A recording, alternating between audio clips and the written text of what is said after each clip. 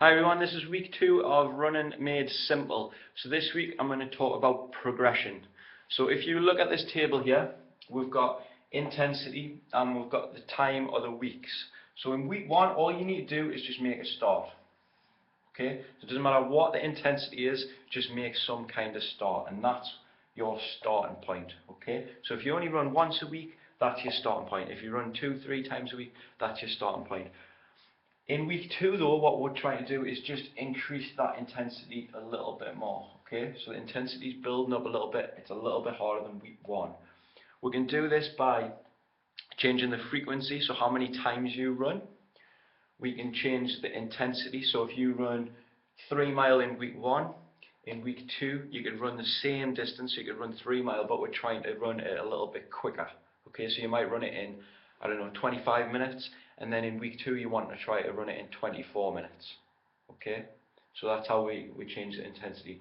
We can change the duration, so we might have run 3 mile in week 1, in week 2 we'll run 4 mile. Okay, so these are all the different things that you can change. There's one more that you can do, but I'm just going to stick with those 3 for now. So yeah, we're just trying to increase that. So as you get fitter each week, we're just increasing intensity. So in week 3, go higher again. So again, we're just changing those frequency, intensity, duration. And in week 4, we can go up again. So by then we are getting pretty tired. We've built it up for 4 weeks. We're getting a lot fitter, but we don't want to get injured. We don't want to get, colds and flu and illnesses. So we do need to drop it off a little bit. So in week 5, we're going to really drop that off. Okay. So even a little bit less than week 1 actually. We'll drop it right off, get a good recovery. That's not going to make us less fit. That's just letting our body to recover, to adapt. Because in week 6, what we're going to do is we're going to increase the intensity to where we were in week 2. Okay, so it's kind of like starting a new block of training. You do in week 6, but you're starting at a higher level this time, and then we'll go up for week 7. We'll go up for week 8. Just going over me notes there, and then in week 9 we should be a lot higher. Okay, so if I just scribble that out there.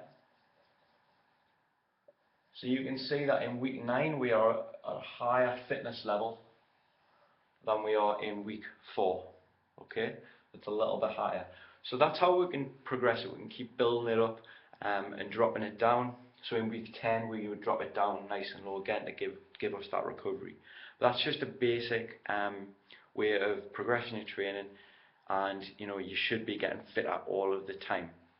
Another thing to think about is when you get injured, which is quite likely with runners. You are going to get injuries at some point. So again, if we get an injury, we're starting at a lower level again, or we're starting here. You just need to get started again, and then each week build it up again. Okay, it's all about these kind of peaks and troughs. We're going up and down all of the time.